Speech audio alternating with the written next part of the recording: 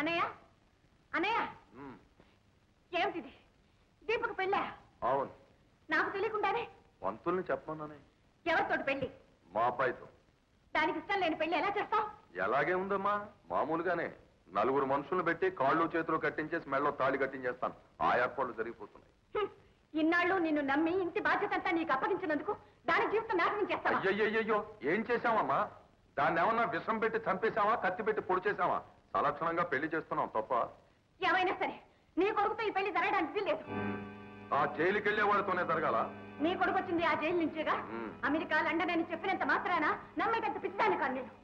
ఈ పెళ్లి ఎలా జరుగుతుందో నేను చూస్తాను. నువ్వు చూసే వరకు ఆగదు, నువ్వు చూడటానికి రాకపోయినా ఆగదు. పంతులు అయ్యా, చెల్లయ్య తొందరపడుతుంది, కాస్త బందోబస్తు చేయి.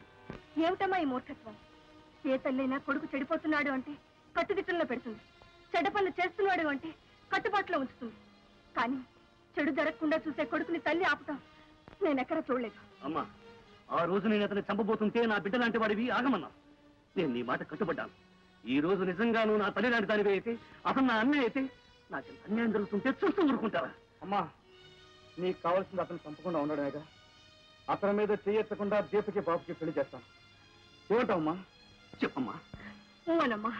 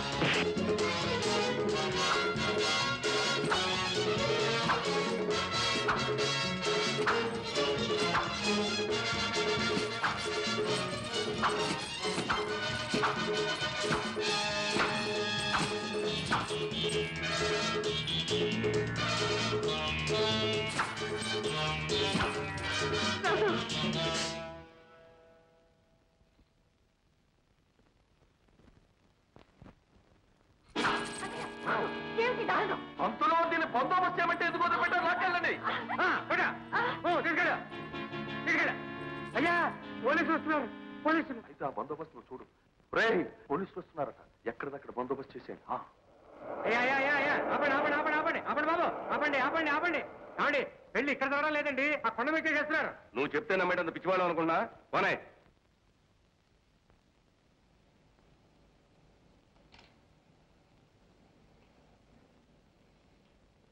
చెప్పాను కదండి, నాకు కూడా తెలియకుండా పెళ్లి వేరే చోటుకి మార్చేశారని. ఖచ్చితంగా అక్కడే జరుగుతోంది. పదండి. కమాన్.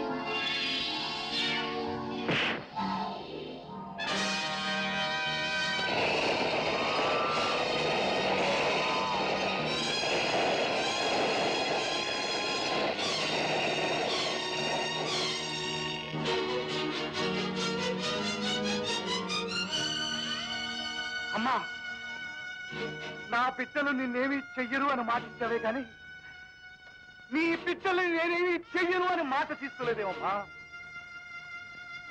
అందుకే కదమ్మా నాతో పాటు నీ బిడ్డ కాని బిడ్డను కూడా తాగుపోతున్నాడు.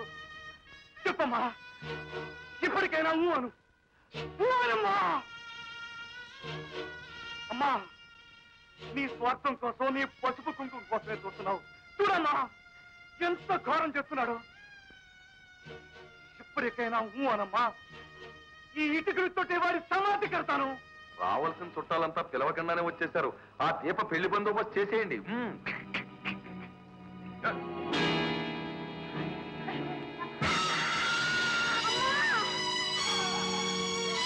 రాజు, ఈనాడు రాయి చేసుకున్న ఈ గుండెని ఈ పసుపు కుంకుమే కరిగించేసి, ఆడదానికి సహజంగా పసుపు కుంకుమల మీద ఉండే ఆశ నాలోనూ ఏర్పడిపోయింది. ఆ ఆశ ఈ రోజు కొందరి జీవితాల్ని నాశనం చేస్తోంది. వీల్లేదు. నా స్వార్థం కోసం ఈ దుర్మార్గుడు ఇంకా బ్రతికి ఎందరో ఆడవాళ్ళ జీవితాల్ని నాశనం చేయడానికి వీల్లేదు. వెళ్ళు రాజు, వెళ్ళు.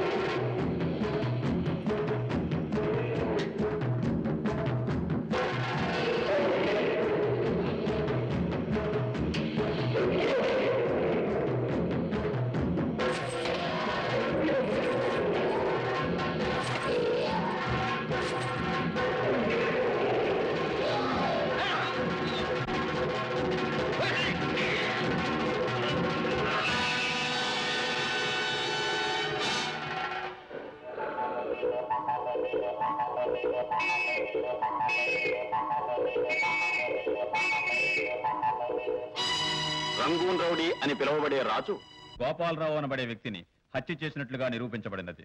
కానీ హతుడైన గోపాలరావు రాజు తల్లికి, బాబుని పిలువబడే మరో వ్యక్తి తల్లికి, మరికొందరు ఆడవాళ్లకు చేసిన అన్యాయాలను బట్టి ముద్దాయి రాజు గోపాలరావును ఉద్దేశపూర్వకంగా గాక ఉద్రేకపూర్వకంగా హత్య చేసినట్లు కోర్టు వారు భావించి ఇండియన్ పీనల్ కోడ్ సెక్షన్ 302 ప్రకారం ముద్దాయి రాజుకు 3 సంవత్సరాల కఠిన కారాగార శిక్ష విధించడమైనది.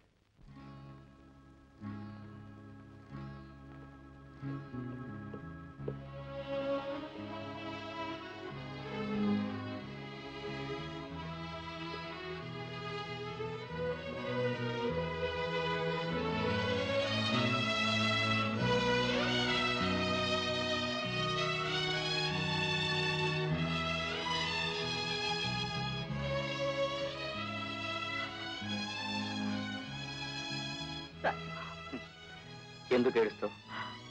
నేను తప్పు చేయలేదు. మంచిని ఎంతో కాలం కటకటాలనుకుంటలేరు.